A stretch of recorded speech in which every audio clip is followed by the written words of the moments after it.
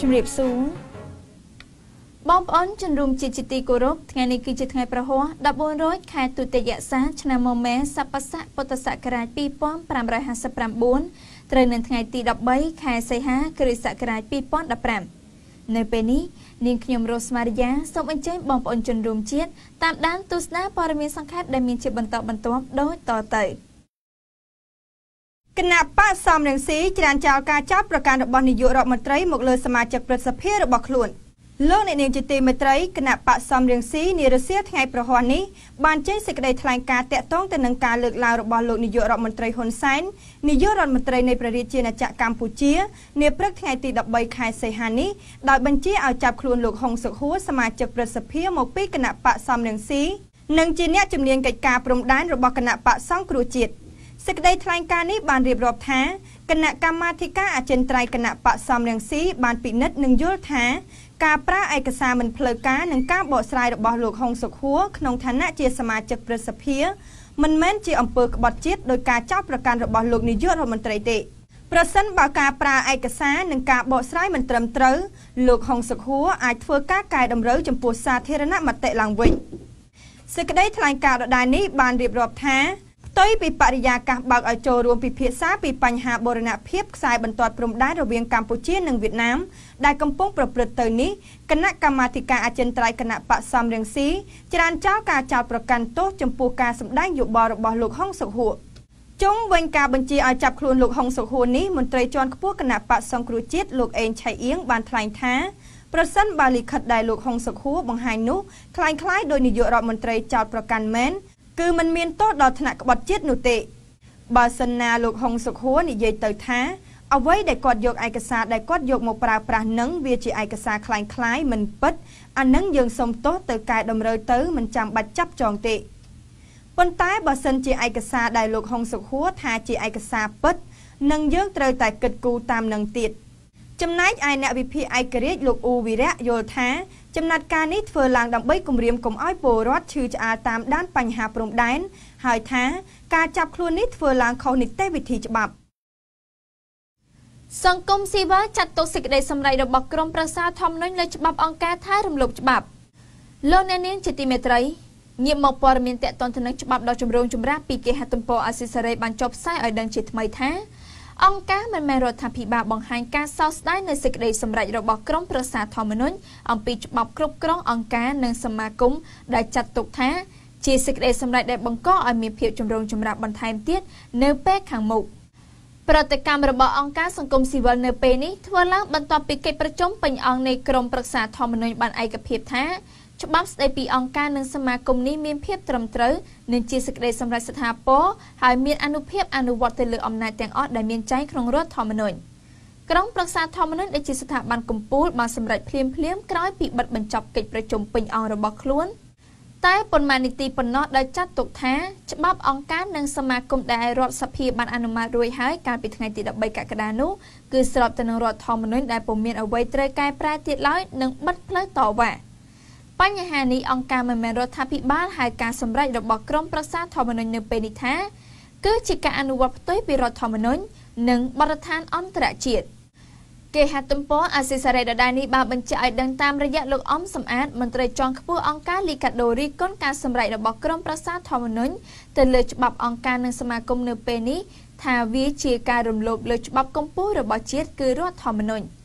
ជាងនេះទៀតប្រទេសកម្ពុជាគឺពុំបានអនុវត្តឲ្យបានពេញលេញតតែសោះពីបទដ្ឋានគតិយុត្តជាអន្តរជាតិដែលធានាពីការការពារនិងគោរពសិទ្ធិមនុស្សជាមូលដ្ឋានជាពិសេសសិទ្ធិក្នុងការបង្កើតអង្គការឬសមាគមលោកអំសំអាតបង្ហាញការសោកស្ដាយជំវិញនឹងសេចក្តីសម្រេចនេះដោយចាត់ទុកថាក្រមប្រឹក្សាធម្មនុញ្ញធ្វើសេចក្តីសម្រេចទាំងប្រថុយប្រឋានបើទោះជាយ៉ាងនេះក៏ដោយចុះសេចក្តីជូនដំណឹងរបស់ក្រមប្រឹក្សាធម្មនុញ្ញចុះថ្ងៃទី12សីហាតែប៉ុន្មាននាទីក្រោយពីកិច្ចប្រជុំពេញអង្គបានបិទបញ្ចប់ឲ្យដឹងថាច្បាប់សមាគមនិងអង្គការមិនមែនរដ្ឋាភិបាលដែលរដ្ឋសភាបានអនុម័តនិងប្រសិទ្ធភាពបានពិនិត្យរួចនេះគឺស្របទៅនឹងរដ្ឋធម្មនុញ្ញដែលពុំមានអ្វីត្រូវកែប្រែទៀតឡើយ សេចក្តីសម្រេចទៅលើច្បាប់គ្រប់គ្រងសមាគមនិងអង្គការមិនមែនរដ្ឋាភិបាលនៅពេលនេះរបស់ក្រមប្រឹក្សាធម្មនុញ្ញធ្វើឡើងបន្ទាប់ពីស្ថាប័នកំពូលបានស្ដាប់ការបំភ្លឺតំណាងរដ្ឋាភិបាលកាលពីថ្ងៃទី11សីហានិងមួយថ្ងៃបន្ទាប់ពីបានស្ដាប់ការបកស្រាយរបស់តំណាងគណៈបច្ចុប្បន្នកាលពីព្រឹកថ្ងៃទី12សីហាលោកសុនឆៃតំណាងរាជគណៈបកសង្គ្រោះជាតិដែលបានចូលបំភ្លឺដោយផ្ទាល់មាត់ប៉ុន្មានម៉ោងមុនសេចក្តីសម្រេចនេះចេញជាផ្លូវការលោកមានសុឆន្ទៈថាក្រមប្រឹក្សាធម្មនុញ្ញនេះនឹងពិចារណាដោយហ្មត់ចត់ទៅលើសំណើរបស់ខ្លួនដែលបានស្នើឲ្យពិនិត្យអំពីធម្មនុញ្ញភាពនៃច្បាប់គ្រប់គ្រងអង្គការនិងសមាគមនេះបន្ថែមពីលើនេះលោកសុនឆៃថ្លែងថាការចំណាយពេលបកស្រាយនិងឆ្លើយបំភ្លឺអំពីសំណើមិនតិចជាង18មាត្រាដែលគណៈបច្ចុប្បន្នបានស្នើឡើងនោះគឺប្រធានក្រមប្រឹក្សាធម្មនុញ្ញលោកអៃសំអល់សន្យាពិនិត្យដោយផ្ចិតផ្ចង់អំពីច្បាប់គ្រប់គ្រងអង្គការនិងសមាគមនេះច្បាប់ស្តីពីការគ្រប់គ្រងអង្គការនិងសមាគមនេះមាន9ជំពូកនិង39មាត្រាច្បាប់ដែលប្រសិទ្ធភាពបានពិនិត្យរួចហើយកាលពីថ្ងៃទី24កក្កដាបន្ទាប់ពីរដ្ឋសភាបានអនុម័តដោយឯកច្ឆន្ទដោយក្រុមតំណាងរាស្ត្រពីខាងរដ្ឋាភិបាលដឹកនាំដោយគណៈបកប្រជាជនកម្ពុជាគឺជាច្បាប់ដែលពោពេញដោយការតវ៉ាដ៏ចម្រូងចម្រាសពីក្រុមមានចំនួនដីធ្លីអង្គការសមាគមសហជីពនិងពីវិស័យដទៃទៀតបើទោះជាបែបណាកាលពីថ្ងៃទី10សីហាកន្លងទៅនេះគណៈបកទាំងពីរដែលមានសម្លេងនៅក្នុងរដ្ឋសភាបានសន្យាថានឹងយកច្បាប់នេះទៅពិនិត្យម្ដងទៀតហើយបើរកឃើញថាមានចំណុចដែលប៉ះពាល់ដល់សិទ្ធិសេរីភាពប្រជាពលរដ្ឋនោះគេនឹងធ្វើវិសោធនកម្មលើមាត្រាខ្លះជាថ្មីឡើងវិញក៏ប៉ុន្តែអង្គការមិនមែនរដ្ឋាភិបាលដែលតស៊ូមតិលើរឿងនេះយល់ឃើញថាជាការសន្យាដែលគ្មានន័យនោះឡើយសមាគមគ្រូបង្រៀនអំពាវនាវឲ្យក្រសួងដល់សេចក្តីណែនាំហាមសកម្មភាពនយោបាយតាមគ្រឹះស្ថានអប់រំលោកអ្នកនាងជាទីមេត្រីបើយោងតាមគេហទំព័រសម្លេងនៃប្រជាធិបតេយ្យ VOD បានចុះផ្សាយឲ្យដឹងតាមរយៈសមាគមគ្រូបង្រៀនកម្ពុជាឯករាជ្យ CITA បានអំពាវនាវឲ្យរដ្ឋមន្ត្រីក្រសួងអប់រំលោកហងជួននរុនលុបចោលសេចក្តីណែនាំមួយដែលបានដាក់បំរាមមិនឲ្យអង្គការនិងសមាគមណាមួយធ្វើសកម្មភាពនៅក្នុងគ្រឹះស្ថានអប់រំដោយពុំមានការអនុញ្ញាតពីក្រសួងនោះទេសេចក្តីណែនាំរបស់ក្រសួងអប់រំចុះហត្ថលេខាដោយរដ្ឋមន្ត្រីលោកហងជួននរុនកាលពីថ្ងៃអង្គារមានខ្លឹមសារថាកន្លងមកនៅតាមគ្រឹះស្ថានសិក្សាទាំងសាធារណៈទាំងឯកជនមានសមាគមអង្គការបុគ្គលិកអប់រំនិងគ្រូបង្រៀនជាប់កិច្ចសន្យាមួយចំនួនបានធ្វើសកម្មភាពដែលក្រសួងចាត់ទុកថាមិនប្រក្រតីដោយបានផ្សព្វផ្សាយបោះឆ្នោតជ្រើសរើសថ្នាក់ដឹកនាំរបស់សមាគមឬអង្គការទាំងនោះនឹងឃោសនាបំផុសគំនិតឲ្យបុគ្គលិកអប់រំចូលរួមសកម្មភាពនោះក្រសួងក៏មិនអនុញ្ញាតឲ្យធ្វើសកម្មភាពនយោបាយនិងការឃោសនានយោបាយឲ្យគណៈបកនយោបាយណាមួយនៅក្នុងគ្រឹះស្ថានសិក្សាសាធារណៈឬស្ថាប័នអប់រំឡើយដែលស្របតាមមាត្រា34នៃច្បាប់ស្តីពីការអប់រំសេចក្តីថ្លែងការណ៍របស់សមាគមគ្រូបង្រៀនចេញផ្សាយកាលពីថ្ងៃពុធឲ្យដឹងថាសេចក្តីណែនាំរបស់ក្រសួងអប់រំធ្វើឡើងក្នុងគោលបំណងបំបិទសិទ្ធិសេរីភាពរបស់គ្រូបង្រៀននិងរដ្ឋបិទសេរីភាពរបស់សមាគមអង្គការនានាដែលធ្វើការការពារនៅលើស្ទួយសិទ្ធិរបស់គ្រូបង្រៀននិងពង្រឹងវិស័យអប់រំនៅកម្ពុជាសមាគមគ្រូបង្រៀនបានបញ្ជាក់ថាសេចក្តីណែនាំនេះគឺផ្ទុយទៅនឹងច្បាប់ទាំងស្រុងរួមមានច្បាប់រដ្ឋធម្មនុញ្ញនៃព្រះរាជាណាចក្រកម្ពុជាត្រង់មាត្រា42ច្បាប់ស្តីពីការអប់រំត្រង់មាត្រា37និងច្បាប់ស្តីពីសហលក្ខន្តិកៈមន្ត្រីរាជការស៊ីវិលត្រង់មាត្រា36គេហទំព័រសម្លេងនៃប្រជាធិបតេយ្យ VOD ដដែលនេះបានបញ្ជាក់ឲ្យដឹងទៀតថាបើតាមសេចក្តីថ្លែងការណ៍កន្លងមកសមាគមគ្រូបង្រៀនកម្ពុជាឯករាជ្យកត់សម្គាល់ឃើញថាក្រសួងអប់រំតែងតែធ្វើសកម្មភាពដើម្បីបម្រើឲ្យគណៈបកនយោបាយដោយផ្ទាល់ដូចជាការគៀងគរលោកគ្រូអ្នកគ្រូឲ្យចូលជាសមាជិករបស់គណៈបកប្រជាជនកម្ពុជាគ្រប់នាយកគ្រឹះស្ថានសិក្សាសិតតែតម្រូវឲ្យមានតួនាទីក្នុងគណៈបកប្រជាជនកម្ពុជាសមាគមបន្តថាក្រសួងអប់រំបានគៀងគរសិស្សនិស្សិតឲ្យចូលជាសមាជិករបស់ក្រុមយុវជននៃគណៈបកប្រជាជនកម្ពុជាថែមទៀតផងដូចជាយុវជនកាកបាទក្រហមយុវជនកាយរិទ្ធយុវជនសហភាពសហព័ន្ធយុវជនកម្ពុជាជាដើមសេចក្តីថ្លែងការណ៍បញ្ជាក់បន្ថែមថាសមាគមគ្រូបង្រៀនកម្ពុជាឯករាជ្យសូមអំពាវនាវឲ្យលោករដ្ឋមន្ត្រីពិចារណាឡើងវិញនឹងត្រូវលុបចោលនូវសេចក្តីណែនាំបែបនេះដើម្បីលើកកម្ពស់សិទ្ធិសេរីភាពរបស់គ្រូបង្រៀននៅតាមគ្រឹះស្ថានសិក្សានានាដែលជាកត្តាដ៏សំខាន់សម្រាប់ការរីកចម្រើននៃវិស័យអប់រំនៅកម្ពុជាយើងសមាគមបន្តថាជាងនេះទៅទៀតដើម្បីធានាបាននូវអព្យាក្រឹតភាពរបស់គ្រឹះស្ថានសិក្សាក្រសួងអប់រំជាពិសេសថ្នាក់ដឹកនាំក្រសួងមន្ទីរក៏ដូចជានាយកសាលាទាំងអស់ត្រូវតែបញ្ឈប់នូវសកម្មភាពទាំងឡាយណាដែលបំរើដល់គណៈបកនយោបាយនៅតាមគ្រឹះស្ថានសិក្សាទូទៅ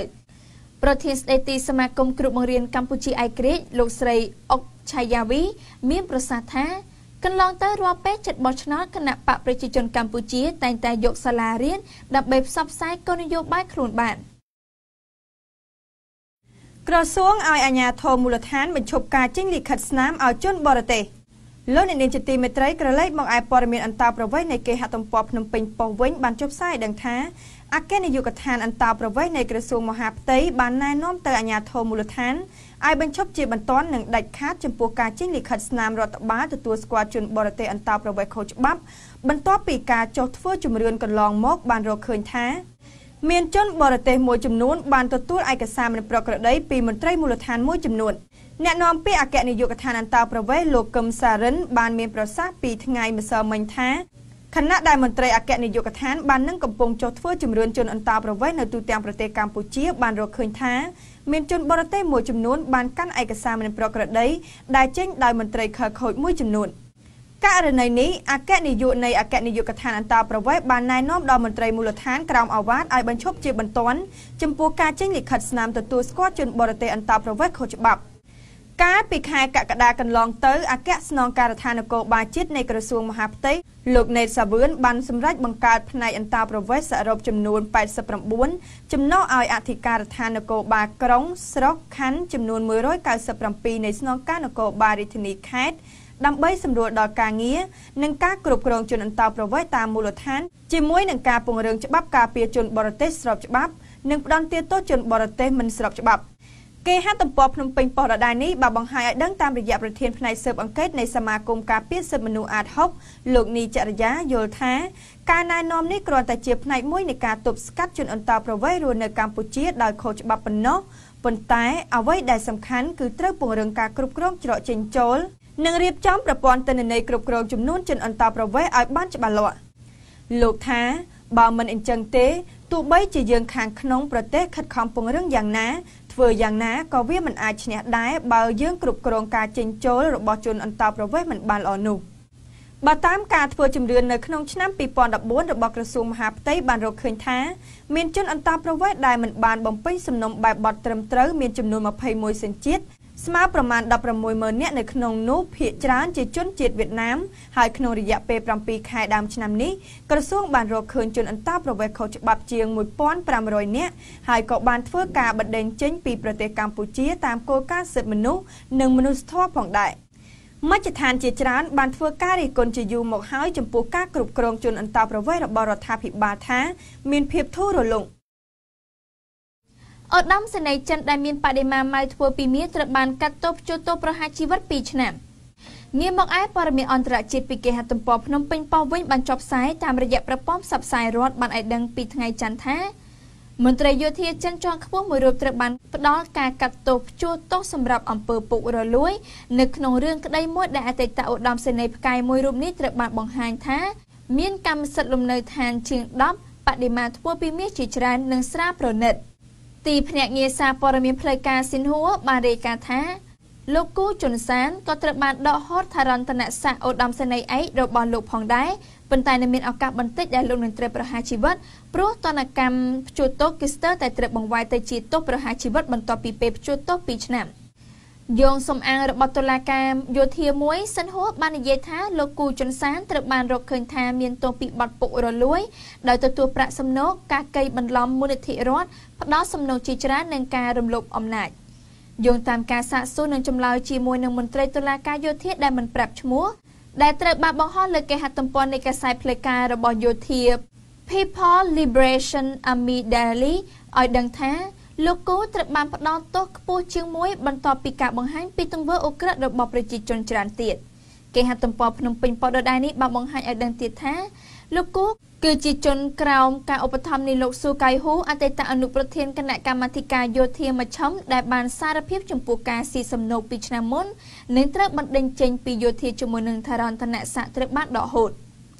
លោកស៊ូបានស្លាប់ដោយជំងឺមហារីកក្នុងខែមីនាឆ្នាំមុនមន្ត្រីរូបនោះបាននិយាយថាការជំនុំជម្រះទោសលោកគូមិនបើកជាសាធារណៈទេព្រោះរឿងក្តីនេះមានការសម្ងាត់ជាតិច្រើនក្រុមអ្នកកាសែតនិងក្រុមអ្នកការទូតជារឿយៗត្រូវបានរារាំងពីសវនាការណាដែលក្រុមអាជ្ញាធរចាត់ទុកថាជារឿងរសើប លោកគូជាអតីតនាយករងនៃនាយកដ្ឋានអគ្គភស្តុភារកងទ័ពត្រូវបានគេដាក់នៅក្រោមការស៊ើបអង្កេតដំបូងកាលពីជាង3ឆ្នាំមុនការផ្សព្វផ្សាយជាទូទៅពីឆ្នាំមុនពីជីវភាពមានទ្រព្យសម្បត្តិស្ដុកស្ដំរបស់លោកក្នុងប្រព័ន្ធផ្សព្វផ្សាយដែលគេគ្រប់គ្រងតឹងរឹងបានបង្ហាញថាក្រុមអាជ្ញាធរចង់ផ្សព្វផ្សាយអំពើអាក្រក់ដែលគេចោទប្រកាន់របស់គាត់ស៊ីនហួរបានឲ្យដឹងថាជាតនកម្មបន្ថែមរដ្ឋាភិបាលបានរឹបអូសរាល់ទ្រព្យសម្បត្តិផ្ទាល់ខ្លួនរបស់លោកគូទាំងអស់បទអត្ថាធិប្បាយក្នុងកាសែតរបស់បកកុម្មុយនី People Daily ដែលបានផ្សាយកាលនោះបាននិយាយថាលោកគូត្រូវបានចោទប្រកាន់ជាផ្លូវការពីឆ្នាំមុនថាជាដង្កូវដែលស៊ីមហាកំពែងបទអត្ថាធិប្បាយនោះបាននិយាយថាភាពរុងរឿងរបស់កងទ័ពត្រូវបានធ្វើឲ្យអាម៉ាស់ដោយសារតែក្រុមមនុស្សថោកទាបក្នុងនោះក៏មានលោកគូជុនសានផងដែរអង្គការសហប្រជាជាតិទទូចឲ្យយោធាថៃទម្លាក់ចោលបទល្មើសព្រហ្មទណ្ឌប្រឆាំងនឹងអ្នករិះគន់រាជវង្សលោកនាងជាទីមេត្រីងាកមកឯព័ត៌មានអន្តរជាតិមួយទៀតពីគេហទំព័រសម្លេងនៃប្រជាធិបតេយ្យ VOD បានចុះផ្សាយឲ្យដឹងតាមរយៈឧត្តមស្នងការអង្គការសហប្រជាជាតិនៅទីក្រុងហ្សឺណែវប្រទេសស្វីសអំពាវនាវឲ្យរដ្ឋាភិបាលយោធាប្រទេសថៃទម្លាក់ចោលបទល្មើសព្រហ្មទណ្ឌប្រឆាំងនឹងសកម្មជនករណីញុះញង់និងប្រមាថដល់ព្រះមហាក្សត្រការទទូចរបស់ឧត្តមស្នងការអង្គការសហប្រជាជាតិបានធ្វើឡើងបន្ទាប់ពីតុលាការយោធារបស់រាជាណាចក្រមួយនេះកាលពីថ្ងៃសុក្រសប្តាហ៍មុនបានកាត់ទោសមនុស្ស2នាក់ដោយម្នាក់មានទោសជាប់ពន្ធនាគារ30ឆ្នាំនិងម្នាក់ទៀត28ឆ្នាំដោយសារតែពួកគេបានរិះគន់រាជវង្សរបស់ខ្លួនសារក្រមរបស់តុលាការយោធាត្រូវបានឧត្តមស្នងការសិទ្ធិមនុស្សអង្គការសហប្រជាជាតិចាត់ទុកថាមានទម្ងន់ធ្ងន់ធ្ងរហើយប៉ះពាល់យ៉ាងខ្លាំងដល់សិទ្ធិសេរីភាពរបស់មនុស្សគេហទំព័រសម្លេងនៃប្រជាធិបតេយ្យ VOD ដដែលនេះបានលើកឡើងឲ្យដឹងតាមរយៈលោកស្រី Ravina Zamdazani អ្នកនាំពាក្យឧត្តមក្រុមប្រឹក្សាសិទ្ធិមនុស្សអង្គការសហប្រជាជាតិបានថ្លែងនៅក្នុងសន្និសីទសារព័ត៌មានថាចាប់តាំងពីមានការឡើងកាន់អំណាចរបស់ពួកយោធានៅខែឧសភាឆ្នាំ2014មកគេឃើញមានជាង40ករណីដែលតុលាការយោធារបស់ប្រទេសនេះចាត់ការទៅលើអ្នករិះគន់រាជវង្សថៃលោកស្រីបានទទូចឲ្យរដ្ឋាភិបាលយោធាថៃធ្វើវិសោធនកម្មមាត្រាមួយចំនួនឬក៏ត្រូវបោះបង់ចោលមាត្រាណាមួយដែលយកទោសពៃចំពោះអ្នកបញ្ចេញមតិប៉ះពាល់ដល់របបរាជានិយមថៃទោះជាយ៉ាងនេះក្តីមិនទាន់មានប្រតិកម្មភ្លាមៗពីរដ្ឋាភិបាលលោកឧត្តមសេនីយ៍ប្រយុទ្ធច័ន្ទអូចានៅឡើយទេលោកនាងជាទីមេត្រីព័ត៌មានសង្ខេបរបស់ក្រុមការងារនាងខ្ញុំនៅពេលនេះបានមកដល់ទីបញ្ចប់ហើយនាងខ្ញុំយូច័ន្ទធីនីសូមថ្លែងអំណរគុណយ៉ាងជ្រាលជ្រៅចំពោះលោកអ្នកនាងដែលបានតាមដានទស្សនាកម្មវិធីនេះតាំងពីដើមរហូតដល់ទីបញ្ចប់សូមអរគុណសូមគោរពលា